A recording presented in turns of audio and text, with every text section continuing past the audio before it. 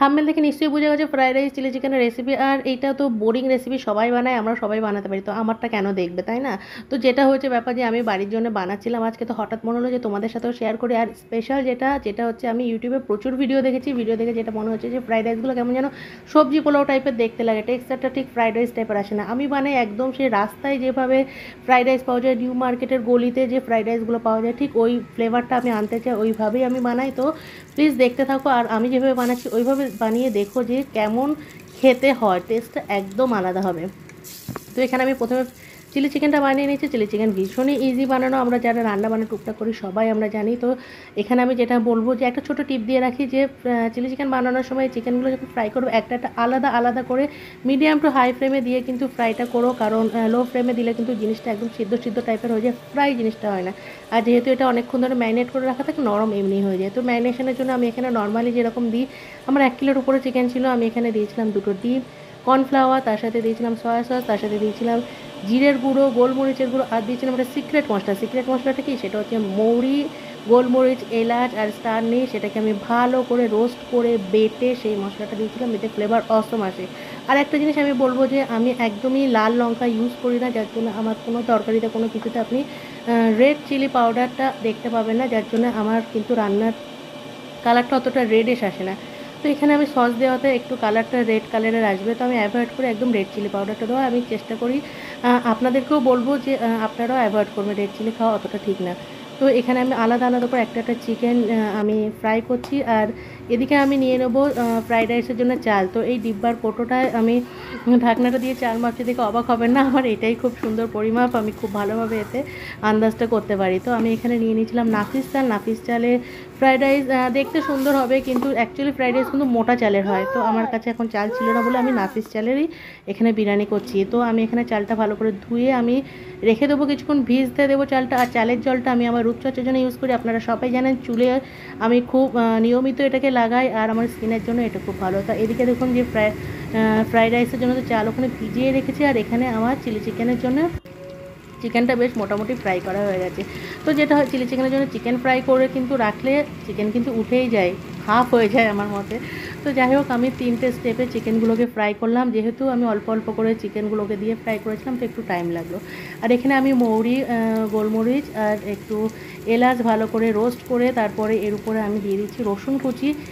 এত সুন্দর ঘ্রাণ আসবে না, ঠিক এই পর্যায়ে এসে আপনার ঘরটা কিন্তু একদম মানে খুশবুতে ভরে যাবে, যেটাকে বলে, মানে এত সুন্দর ঘ্রাণে ভরে যাবে, আপনি ইমাজিন করতে পারবেন না, দারুণভাবে এই স্মেলটা আসছে। তো রসুনটা যত রোস্ট হচ্ছে স্মেলটা আরও সুন্দর হয়ে আসছে। তো এইভাবে রসুনটা রোস্ট করে ভালো করে আমি এখানে চিকেন, ক্যাপসিকাম সব দিয়ে ভালো করে এটাকে একটু একটু নরম পর্যায়ে চলে এলে এতে বেশি কাঁচা লঙ্কা দিয়ে দেবো। যেহেতু আমি রেড চিলি পাউডার একদমই ইউজ করি না, ওই জন্য আমার ঘরে আপনি সবসময় কাঁচা লঙ্কা দেখতে পাবেন, আর প্রচুর পরিমাণে কাঁচা লঙ্কা আমি তরকারিতে ইউজ করি। তো এখানে আমি সমস্ত একটু রোস্ট করে তারপরে কাঁচা লঙ্কাটা দিয়ে চিকেন ফ্রাইগুলো দিয়ে তারপরে সস, কর্নফ্লাওয়ার, ঠিক যেভাবে আপনি চিলি চিকেন বানান সেইভাবে বানাবেন। আমি দুরকমভাবে আজকে বানিয়েছিলাম, আমি একটু ড্রাই একটা বানিয়েছিলাম আর একটু বানিয়েছিলাম গ্রেভি করে। তো দুরকমই আমি এখানে বানিয়েছি। দেখুন ঠিক এরকম টেক্সচার এসছে, এটা আমার ড্রাই চিলি চিকেন। তো এদিকে চিলি চিকেনটা হয়ে থাক, আমি ফ্রাইড রাইসটা কিন্তু বানাবো ঠিক আমরা খেতে বসবো তার কিছুক্ষণ আগে। তো এই চলে এসেছি ফ্রাইড রাইস বানাতে, আমরা খেতে বসবো, রাতের ডিনার করব একটু পরে। তো আমি ভাবলাম এই গরম গরম ফ্রাইড রাইস খাওয়ার মজাই আলাদা। তো আমার সমস্ত কিছু যেহেতু রেডি হয়েছিল ওই জন্য আমার কোনো টেনশন ছিল না। আমি এখানে খালি কড়া গরম করে নিচ্ছি, একদম উত্তপ্ত গরম করে দেবেন। নন স্টিকে যদি করেন তখন কিন্তু সবজি লেগে যাওয়ার অত চান্স থাকে না, কিন্তু এই ধরনের কড়াই করলে অনেক সময় হয় যে ঘি বা তেলের সাথে আপনার সবজিটা বেশ চিপকে কড়াই লেগে যায়। তো আমি এখানে কড়াটাকে গরম করে দিচ্ছি, আর সাইডে দেখুন কীভাবে সমস্ত কিছু আমি জোগাড় করে রেখে দিয়েছি যেগুলো আমার ফ্রাইড রাইসে লাগবে। তো আমার এখানে কড়াটা একদম বেশ উত্তপ্ত গরম হয়ে গেছে, ড্রাই হয়ে গেছে কড়াটা একদম। আর এর উপর আমি দিয়ে দিচ্ছি ঘি, বাড়িতে বানানো ঘি আমি ইউজ করি। ঘি খুবই হেলদি, আপনারা ঘি শুনে নাক ছিটকাবেন না, সাদা তেলের থেকে 1000 গুণ ভালো ঘি। ঘি পারলে ইউজ করবেন, বাড়িতে বানাবেন, আর না হলে আপনারা আপনাদের পছন্দ মতো তেল ইউজ করবেন। তো আমি অ্যাভয়েড করতে বলবো সমস্ত ধরনের তেলকে, আর বলবো যে ঘি দিয়ে বানাবেন, ফ্লেভারটা কিন্তু খুব সুন্দর আসবে। তো এখানে আমি আমার ঘিটা এখানে বেশ ভালো রকম গরম হয়ে গেছে কড়াইতে, আর এতে আমি দিয়ে দেবো ডিম, একটি একটি করে ডিম আমি ভেঙে দিয়ে দেবো। এটা একটু এগ ভেজ ফ্রাইড রাইস টাইপের আমি বানাচ্ছি। তো পরপর ডিমগুলোকে দিয়ে ডিমগুলোকে ভালোভাবে ভেজে একদম একদম মানে ঝুড়ির মতন করে আমি এখানে ভেজে নেবো। তো যেহেতু ফ্রাইড রাইস সব কিছুকে ভালোভাবে ভাজতে হবে, আমি এখানে ভালোভাবে ডিমটাকে ভেজে নেবো, একদম অর্ধেক ভাজার মতো হয়ে যাবে। আর এর উপরে আমি দিয়ে দেবো লবণ, জিরের গুঁড়ো, আর তার সাথে দিয়ে দেবো যে গোলমরিচের গুঁড়ো, আর তার সাথে ওই যে মশলাটা বলেছিলাম না, যে মৌরি টৌরি দিয়ে আমি একটা মশলা বানিয়ে রেখেছি, ওটা কিন্তু ফ্রাইড রাইস দিলে ফ্রাইড রাইসের মান আরও অনেক বেশি হবে, আপনার মানে টেস্টি হয়ে যাবে। তো এখানে আমি ভালোভাবে ভেজে নিচ্ছি ডিমটা। এই পর্যায়ে এলে আমি এতে গাজর আর ক্যাপসিকাম কুচিটা দিয়ে দেবো, তাহলে এটা একটু মানে বয়েল মতনও হবে আর একটু নরমও হবে, সফট যেটা হবে। একদম ভাজলে তো একটু শক্ত টাইপের হয়ে যায়, সেরকম না, একটু সফট টাইপের হবে, সফটনেসটা আসবে, ডিমের মশলাটা এর মধ্যে অ্যাড হয়ে যাবে। আর এখানে আমি দিয়ে দিচ্ছি আমার আগের বছরের ফ্রোজেন করে রাখা মটরশুঁটি। তো এইভাবে মটরশুঁটি রাখলে মটরশুঁটির টেস্ট খুব সুন্দর থাকে। তো এই যে সিক্রেট মশলাটার কথা বললাম, সেই সিক্রেট মশলাটা আমি এখানে দিয়ে দিলাম, আর এটাকে ভালোভাবে ভেজে নেবো। ভাজা মানে কি একদম ভালো করে ভেজে নেওয়ার মতন করে ভাজবেন, যাতে এর মধ্যে কোনো রকম জল বা মশলার অবশিষ্ট না থাকে, এরকমভাবে ভাজতে হবে। তো দেখতে পাচ্ছেন কীরকম কালারটা এত সুন্দর এসছে, কী বলবো। আর মটরশুঁটিটা আমি কীভাবে ফ্রোজেন করে রেখেছি, খুব ইজিভাবে ফ্রোজেন করে রেখেছি। লবণ আর চিনি দিয়ে আমি ওটাকে একটু বয়েল করে আমি ডিপ ফ্রিজে রেখে দিয়েছিলাম। এটা আমার প্রায় গত বছরের মটরশুঁটি এখনও আছে, অ্যাজ ইট ইজ টেস্টটা আরও বেশি ভালো হয়েছে বলবো। তো এইভাবে আমি দিয়ে সমস্ত কিছু ভেজে আলাদা জায়গায় রেখে দিলাম। আর এদিকে আমি ভাতটা বানিয়ে নিয়েছিলাম, শুধুমাত্র আমি লবণ দিয়েছিলাম আর এক ফোঁটা তেল দিয়ে আমি ভাতটা বানিয়েছিলাম, যাতে ভাতটা একটু ঝরঝরে হয়ে থাকে। তো ওদিকে আমি আমার ভেজে রাখা ফ্রাইড রাইসের যে সবজিগুলো, ডিমগুলো, সেটা আলাদা রেখে দিয়েছি। আর এদিকে আমি একটু দিয়ে দিলাম ঘি। এই ঘিটা আমার ঘি বানানোর অবশিষ্ট থাকার পরে যে তলায় যে ঘিটা থাকে সেটা দিয়ে আমি বানাচ্ছি।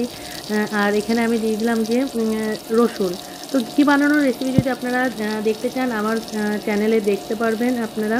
আমি বহুবার ঘিয়ের রেসিপি আপনাদের সাথে শেয়ার করেছি। তো এখানে আমি একটু রসুন দিয়ে দিলাম। চাইনিজ খাবারের কিন্তু মূল মন্ত্র হচ্ছে রসুন, যত রসুন দেবেন আমার মনে হয় টেস্ট যেন তত বেশি হয়। তো আমি এখানে অল্প করে একটু পেঁয়াজ দিয়ে দিচ্ছি, পেঁয়াজের বেরেস্তাটা দিলে আমার স্মেলটা মনে হয় যে খুব সুন্দর আসবে। তো একদম সামান্য পরিমাণে আমি পেঁয়াজ দিলাম। এগুলোকে আপনি সবজির সাথেও ভাজতে পারেন, কিন্তু টেস্ট কিন্তু অতটা আসবে না। পেঁয়াজ আর সবজি একসাথে ভাজলে কেমন তরকারি টাইপের হয়ে যায়, তো ওটা করবেন না, এগুলো আলাদা আলাদা করে ভাজবেন।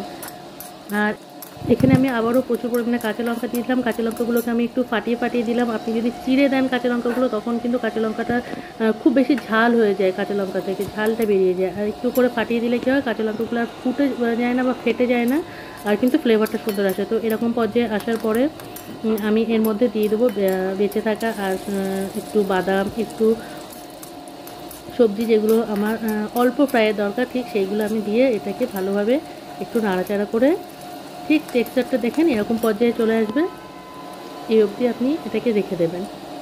তারপরে এতে দিয়ে দিচ্ছি আমি পেঁয়াজ কুচি। পেঁয়াজের পাতা যেটা, ওটা কিন্তু প্রথম থেকে যদি আপনি ফ্রাই করতে থাকেন তাহলে কিন্তু একদম গলে ওটা মানে একদম বাজে রকম দেখতে হয়ে যাবে। তো এখানে দেখুন এই পেঁয়াজের এই মুখগুলো পড়ে গেছে, আপনারা কি ওগুলো দেন? আমি জানি না এটা দিতে হয় কিনা, আমি ফেলে দিলাম, বুঝতে পারলাম না এটা দেওয়া উচিত কিনা। যাই হোক আমি ফেলে দিলাম। আবার এখানে আমি দিয়ে দিচ্ছি আমার সিদ্ধ করে রাখা ভাতটা। ফ্রাইড রাইস যেহেতু, রাইসটাকে কিন্তু আপনাকে দিয়ে ভেজেই বানাতে হবে, পোলাওয়ের মতন করলে হবে না। তো এখানে আমি ওই সমস্ত মশলার উপরে রাইসটাকে দিয়ে দিচ্ছি, যাতে রসুনের স্মেলটা প্রত্যেকটা ভাতের কোনায় কোনায় পৌঁছায়। সমস্ত কিছু একসাথে দিয়ে যদি আপনি ভাজেন, টেস্ট কিন্তু একদমই আলাদা আসবে। আর এইভাবে যদি অল্প অল্প করে দিয়ে ভাজেন, তার ফ্লেভার কিন্তু আলাদা আসবে। তো আমি এখানে ভেজে রাখা সবজিগুলো এবার এখানে মিক্স করে দিচ্ছি।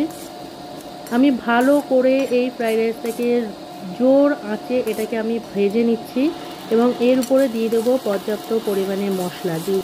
তো জিরে, গোলমরিচ আর যে মশলাটার কথা বললাম ফ্রাইড রাইসে একদম মাস্ট আপনার দিতেই হবে, সেটা দেবেন। আর গোলমরিচটা একটু বেশি পরিমাণে দেবেন, স্বাদ কিন্তু অনেক অনেক অনেক ডিফারেন্ট আসবে।